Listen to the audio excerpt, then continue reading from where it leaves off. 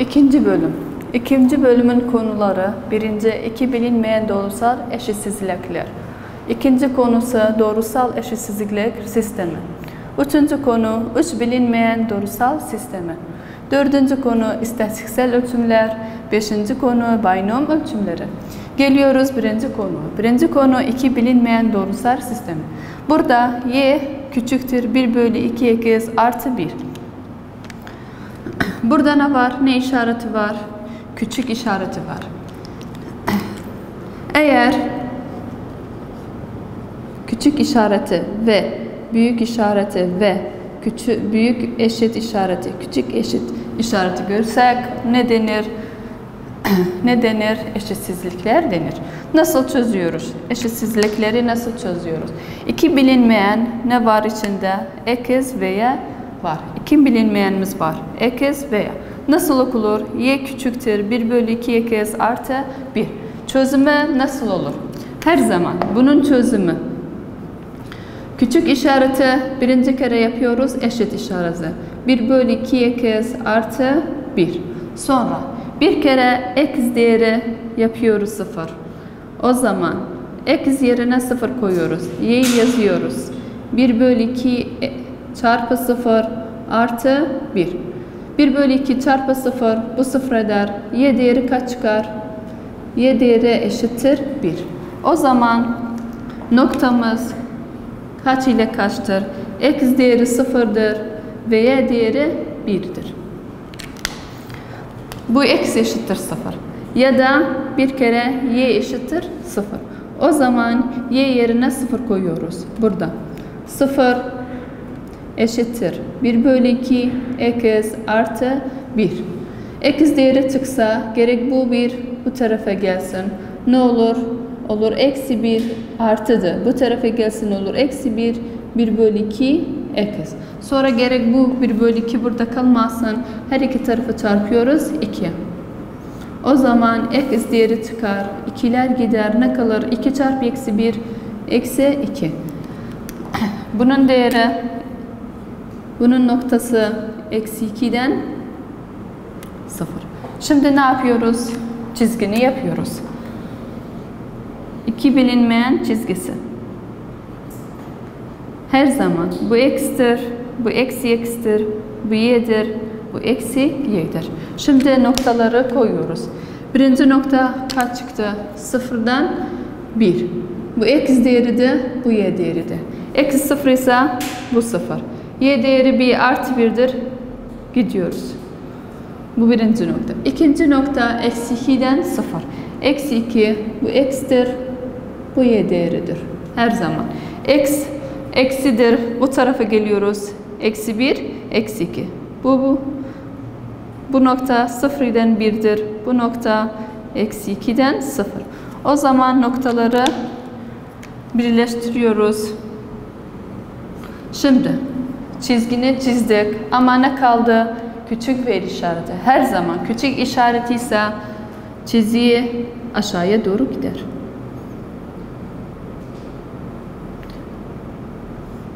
Bu resim ne resmidir?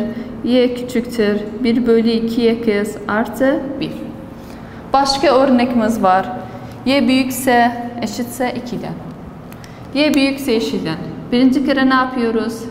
Y yazıyoruz. Büyük işareti yapıyoruz. 2 eşit. Sonra eşittir 2. Bunun çizgisi direkt çıkar.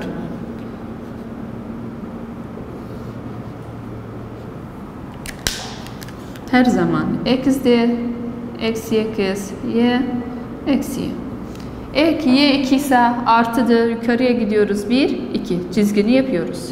Sonra bakıyoruz işarete. Büyük işarettir yoksa küçük işareti? Büyük. Büyük ise yukarıya doğru gider çizgisi.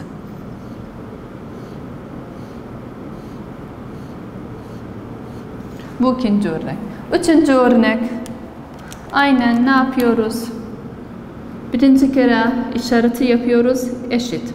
Y eşittir 3x eksi 2. Bir kere y yapıyoruz 0. Çözüyoruz. X.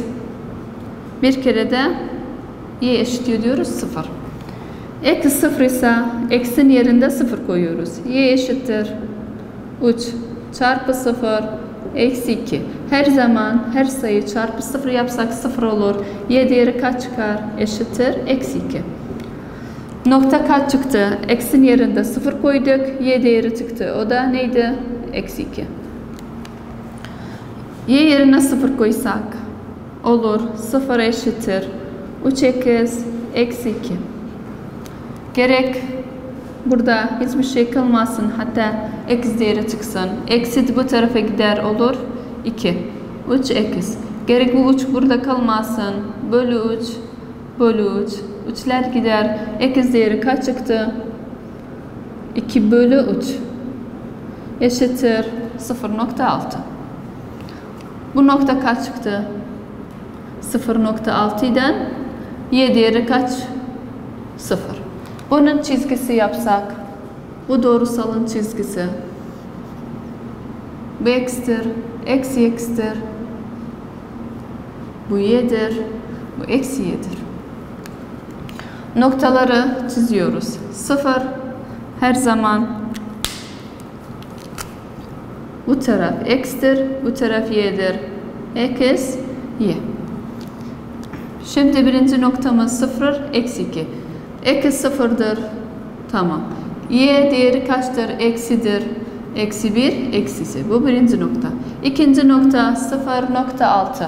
Bu 1 ise burada 0.6'dır. Bu iki noktayı birleştiriyoruz. Sonra bakıyoruz. İşaret nedir? Büyüktür. O zaman yukarıya doğru gider çizgi.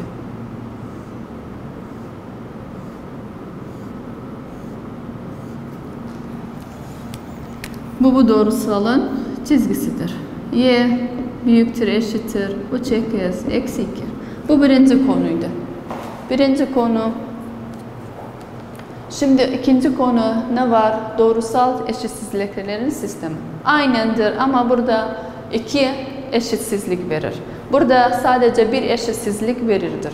Ama burada iki eşitsizlik verir. Ayrı ayrı çözeceğiz. Birinci eşitsizlikleri alıyoruz. Y küçüktür ve eşittir. Eksi 2 artı 4.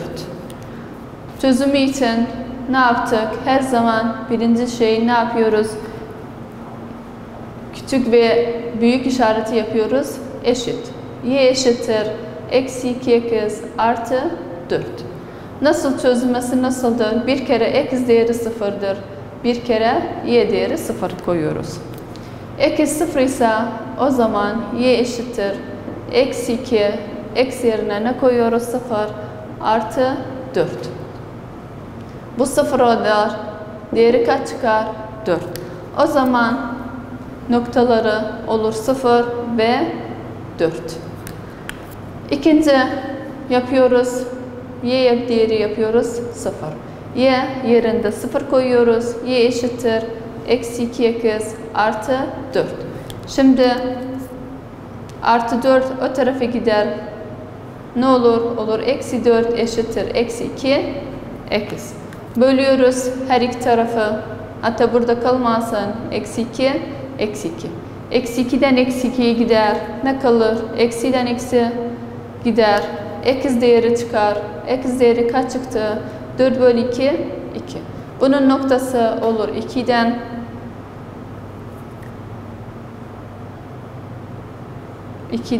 0. Bu x değerdi, bu da y değerdi. Bu birinci eşitsizlikleri çözdük. Sonra geliyoruz ikinci eşitsizlik. Ne var? Y büyüktür. X eksi 3. Bunun çözümü ise aynen bu işareti yapıyoruz eşit. X eksi 3. Sonra bir kere x yerine 0, bir kere de y yerine 0 koyuyoruz. X yerine 0 koysak burada. Y değeri y eşittir. Buna 0'dır. Eksi 3. Y değeri direkt çıkar. Y eşittir. Eksi 3. Noktası kaç çıktı? X yerine 0 koyduk. Y değeri kaç çıktı? Eksi 3. Aynı şeyi yapıyoruz. Şimdi y değeri 0'dır. Buraya koyuyoruz. 0 eşittir. X eksi 3. Eksi 3 direkt bu tarafa gelir. X değeri çıkar. X eşittir 3. Bu nokta kaç çıktı? X 3'tür. Y değeri kaç koyduk? 0. Şimdi bu noktaların çizgisini yapacağız.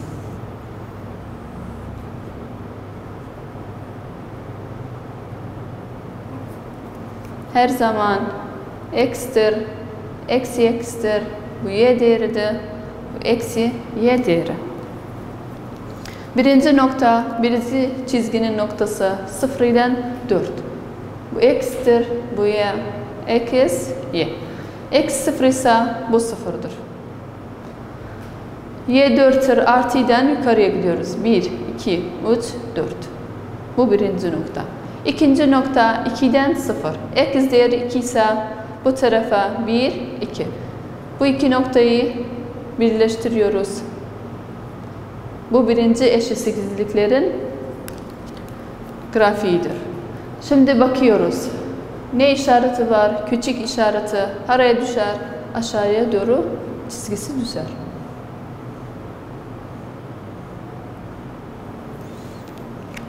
Geliyoruz ikinci eşitsizlik.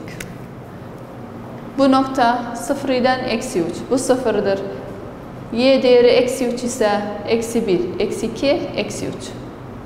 Bu birinci noktadır. İkinci nokta 0'dan 3. Bu 1, bu 2, bu da 3'tür.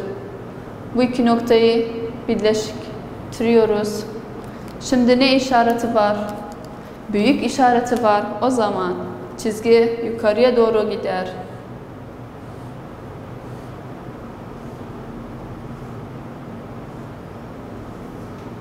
İki çizgi bu noktadan kesişmesidir. Bu ne denir? Kesişim noktaları.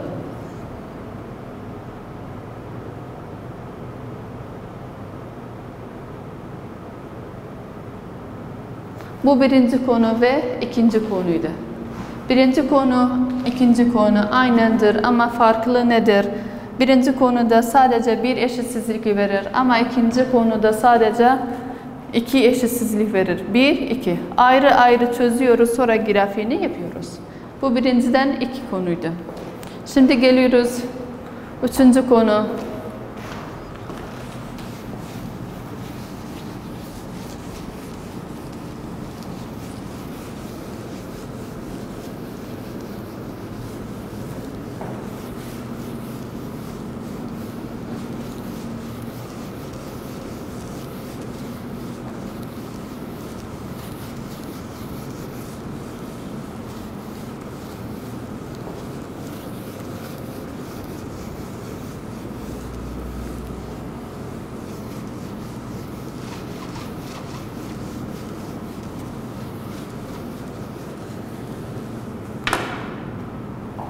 Üçüncü konu nedir? 3 bilinmeyen doğrusal sistemi. Üçüncü konu.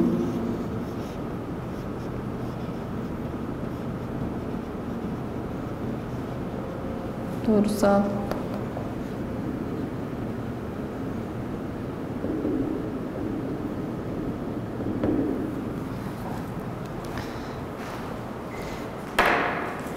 Bir 3 bilinmeyen doğrusal sistemi yazıyoruz. X artı 2y eksi 3z eşittir eksi 2. İkinci 2x eksi 2y artı z eşittir 7. Üçüncü doğrusal sistemi x artı y artı 2z eşittir eksi 4. Bu nedir? 3 bilinmeyen doğrusal sistemidir. 3 bilinmeyen doğrusal sistemi nedir? 3 bilinmeyen var. O da ne var? X, Y, Z'dir. Nasıl çözüyoruz? Bu birinci sistemdir. Bu ikinci sistem. Bu da üçüncü sistem. 2 sistemleri alıyoruz. Değerleri buluyoruz. Şimdi birinci sistemden ve ikinci sistemi alıyoruz.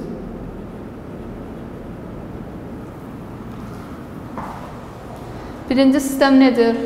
X artı 2y eksi 3z eşittir eksi 2. İkinci sistem 2x eksi 2y artı z eşittir 7. Bakıyoruz. Hangi bilinmeyen gider? Şimdi eksiler gitmez. Neden? Bu 1'dir, bu 2'dir, gitmiyor. Z'ler baksak bu eksi 3'tür, bu da artı 1'dir. Bunlar da gitmez. Neden? Sayıları farklıdır. Ama baksak y'lere. Bu artı 2y'dir, bu eksi 2y'dir. Direkt gider. Ne kalır? Artı x, artı 2x olur 3x. Eksi 3z artı 2 olur. Eksi 2z eşittir. Eksi 2 artı 7 olur 5. Bu sistem kaçıncı sistemdir? Bu olur 4. sistem. Birinciden ikinci aldık. 4. sistem çıktı. Şimdi birinci sistemden 3. sistem alıyoruz. Birinci sistem x artı 2y eksi 3z eşittir eksi 2. 3. sistem x artı y artı 2z eşittir eksi 4. Burada ne gittiyse gerek burada da aynen bilinmeyen gitsin. Burada 2y var. Gerek burada eksi 2y olsun. O zaman gider. Bunu çarpıyoruz. Eksi 2'ye. Her tarafı çarpıyoruz. Eksi 2. Birinci sistem o seçimin yazıyoruz. X artı 2y eksi 3z eşittir eksi 2. Bunu ne yapıyoruz? Eksi 2'ye çarpıyoruz. Eksi 2 çarpı x eksi 2 x. Eksi 2 çarpı y eksi 2 y. Eksi 2 çarpı 2z eksi 4z eşittir. Eksi 2 çarpı eksi 4 8 eder. Şimdi ne yaptık? Y'ler sayıları aynen orada birisi eksi birisi artı dire gider. Bu artıdır, bu eksidir, çıkartılır olur eksi, x. Neden eksiden? Büyük işaretinin işareti nedir? Eksidir. Eksi 3z, eksi 4z olur, topluyoruz, eksi 7z eşittir. Bunları çıkartıyoruz olur, artı. Bu olur 5. sistem. Şimdi 4. sistem ve 4 ve 5. sistemi alıyoruz. 4. sistem 3x eksi 2z eşittir 5. Bu eksi x eksi 7z eşittir 6. Bunlar hiçbir şeyleri gitmez. Eksiler gitmez ve z'ler gitmez. Biz ne yapıyoruz? Gerek birisi gitsin. Bu 3 var. Burada da 3 olsun. Eksiler gider. Sadece bunu çarpıyoruz. 3'e. 4. sistemi ve 5. sistem. 4. sistemi aynen yazıyoruz. 3x eksi 2 z eşittir 5. Bunu çarpıyoruz. 3'e. Olur eksi 3 x eksi 21 z eşittir 18. Bir kere bunu çarptık, bir kere bunu çarptık, bir kere de buna. Ne olur? Şimdi ne oldu? 3x ve eksi 3x birlikte gider. Sadece ne kalır? Z'ler kalır. Eksi 2z, eksi 21z. Eksiden eksi topluyoruz ama eksi işareti yazıyoruz. 2 artı 21 olur 23 z eşittir. 18 artı 5 yapıyoruz olur 23. Her iki tarafı yapıyoruz. Bölü eksi 23 bölü eksi 23. Ne kaldı? 23 gider. Z'nin değeri kaç çıktı? Eksi 1. Bu Z'nin değeridir. Ne kalmış? X değeri ve Y değeri bulmak. Şimdi Z'yi bulduk. Farkı yok. Ya 5. sistemde koyuyoruz ya da 4. sistem. Hiç farkı yok. Hangisi kolaysa oraya koyuyoruz. 4. sistemi alıyoruz. 3x eksi 2z eşittir 5. Burada z var. Z'nin değeri burada koyuyoruz. X değeri çıkar. 3x yazıyoruz. Eksi 2. Z değeri kaç çıktı? eksi 1 eşittir 5. 3x eksiden eksi ne olur? Toplanır. Olur. Artı 2 eşittir 5. Artı 2 o tarafa gider. 3x eşittir 5 eksi 2. Artı o tarafa gitsin olur. Eksi. 3x eşittir. 5'ten 2 çıksın olur 3. Her iki tarafı bölüyoruz 3'e. X değeri kaç çıktı? X değeri 1 çıkar. Şimdi z'nin değeri bulduk. X'in değeri bulduk. Sadece ne değeri kaldı? Y değeri kaldı. Farkı yok. Ya birinci sisteme koyuyoruz, ya ikinci sistem, ya üçüncü sistem. Birinci sisteme alıyoruz. X artı 2y eksi 3z eşittir eksi 2. X değeri bulduk. Z değeri de var. Sadece ne değeri kalmış? Y değeri kalmış. X değeri kaç çıktı? 1. 1'i koyuyoruz. Sonra artı. Y değerimiz yok. Ölçümün yazıyoruz. Eksi 3 z. Z değeri kaç çıktı? Eksi 1. Eşittir neye? Eksi 2. 1 artı 2y. Eksiden eksi ne olur? Olur. Toplanır olur. Artı 3 eksi eşittir eksi 2. 1'den 3 topluyoruz. Kaç kalır? Ne olur? 4. Artı 2'ye eşittir eksi 2. 4'ü bu tarafa getiriyoruz. 2'ye eşittir eksi 2 eksi 4. 2'ye eşittir eksi 6. Her iki tarafı bölü 2 bölü 2 yapıyoruz. Y değeri çıkar. Y değeri kaç çıktı? Eksi 3. Şimdi ne yaptık? 3 bilinmeyen sistem, doğrusal sistemi çözdük. Nasıl çözüyoruz? Her zaman 1'den 2 ve 1'den 3 sistemi alıyoruz. 1'den 2'yi aldık. Direkt y'ler gitti. O birisileri topladık. 4. sistem oldu. Şimdi 1'den 3'ü alıyoruz. Aynen. Ne yaptık burada? Baktık y'ler böyle gitmez. Biz yaptık. Çarptık eksi 2'ye y'ler gider. Ne kaldı? Topluyoruz, çıkartıyoruz. 5. sistem çıktı. 5'ten 4'ü aldık. Aynen burada da hiçbir şey gitmez. O zaman biz ne yaptık? Bunu çarptık, hatta eksiler gitsin. Eksiler gitti. Eksi z değeri çıktı. Z değeri 4. sistemde koyduk. X değeri çıktı. X ve z değeri 1. sisteme koyduk. Ne çıktı? Y değeri çıktı. Bunun sağlaması var. Sağlama. Baksak doğrudur ya doğru değil bu sayılar. Sağlama. 1. sistemi alıyoruz. X artı 2y eksi 3z eşittir eksi 2. Bunları koyuyoruz. Gerek ne olsun? Eşit olsun. Eksi 2. X değeri kaç çıktı? 1 çıktı. Artı 2. Y değeri kaç çıktı? Eksi 3 çıktı. Eksi 3 çarpı z değeri kaç çıktı? Eksi 1. Bunun sonucu gerek ne çıktı?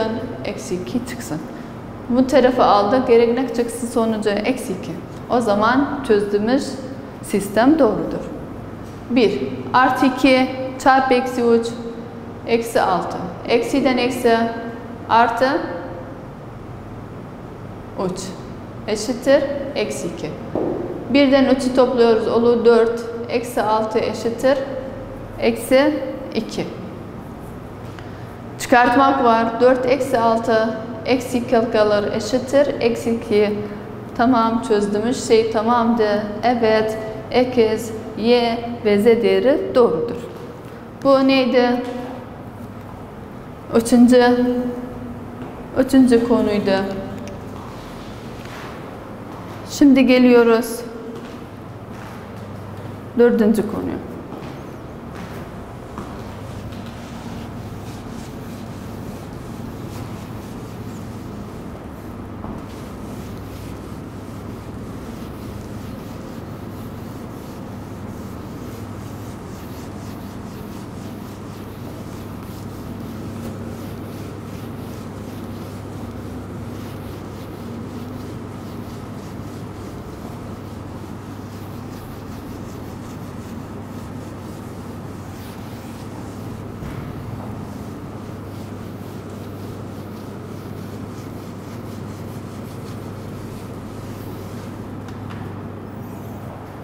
Dördüncü konu ne var? İstatistiksel ölçümler var. Dördüncü konu istatistiksel ölçümler.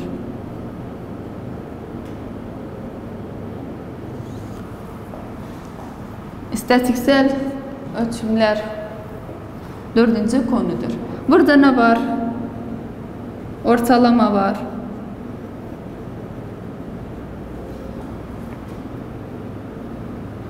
Ve medyan ve modumuz var. Ortalama nedir? Medyan nedir? Mod nedir? Ortalama bütün sayıyı alıyoruz. Bütün sayıları alıyoruz. Eksi 1, eksi 2, eksi 3 ne kadar verirse eksi neler. Böyle ne yapıyoruz? Kaç sayımız var? Böyle onu yapıyoruz. Ama medyan nedir? Sayıları küçükten büyüğe dizliyoruz. Ortadaki sayı eğer tek sayıysa olur medyan, çift sayıysa her ikisini alıyoruz, böyle 2 yapıyoruz. Mod nedir? En çok tekrar olan sayılardır. En çok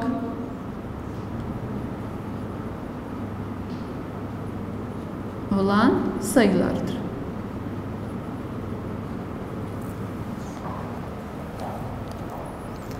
İstatistiksel ölçümler ortalama, medyan, mod. Ortalama bütün sayıları alıyoruz, topluyoruz. Böyle kaç sayımız var? Böyle yapıyoruz.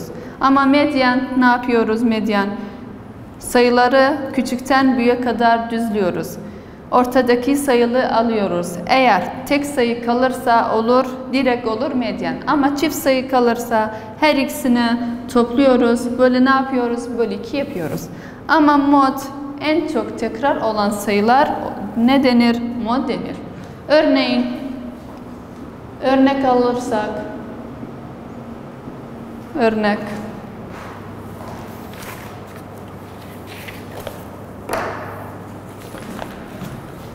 sayımız var. 6, 4, 3, 4, 2, 5, 3, 4, 5, 2, 3, 4. Bu sayıların ortalama ve mod, ortalama ve medyan, mod bulunuz. Ortalama ne yapıyoruz? Sayıları alıyoruz. Sayılar nedir? 6 artı 4 artı 3 artı 4 artı 2 artı 5 artı 3 artı 4 artı 2 artı 3 artı 4. Kaç sayı varsa topluyoruz. Böyle kaç sayımız var? 1, 2, 3, 4, 5, 6, 7, 8, 9, 10, 11, 12. Hepsini topluyoruz. Böyle 12 yapıyoruz. 45 çıkar. Böyle 12. Bu nedir? Ortalamadır. Medyan gelirsek medyana. Medyan. Sayıları dizliyoruz. Kaç içi var? 2. 2. 2 ikimiz var. Sonra kaç 3 var? 1. 2. 3. Kaç 4 var? 1, 2, 3, 4. 4 dördümüz var. 5 de var. 1, 5 var. Sonra kaç 6 var? 2, 5 var. Yazıyoruz ikisini. Kaç 6 var? 1, 6. 1, 2, 3, 4, 5, 6, 7, 8, 9, 10, 11, 12. Sayılar tamamdır. Medyana bakıyoruz. Buydan bu. Buydan bu. Buydan bu. Buydan bu. Buydan bu. Ne kaldı? 2 sayısı kaldı. Çift sayıdı. Her ikisini topluyoruz. 4 artı 4 bölü 2. 4 artı 4 8 bölü 2 4 yapar. Bu nedir? Medyandır. Mod dedik. En çok tekrar olan sayılardır. En çok tekrar olan sayılar hangisidir? 4'tür. Eşittir 4. Bu neydi? Ortalama, medyan, mort. Ortalama ne yaptık? Bütün sayıları topladık. Böyle sayıları yaptık. Kaç sayımız var? Kaç çıktı? 45 bölü 12. Medyan sayıları küçükten büyüğe yazdık. Ortası sayılar çift sayıdır. 2 sayı çıkar. O zaman ikisini topladık. Bölü 2 yaptık. Kaç çıktı? Medyan 4 çıktı. Mod en çok tekrar olan sayılar hangi sayılardır? 4'tür. O zaman bu mod denir.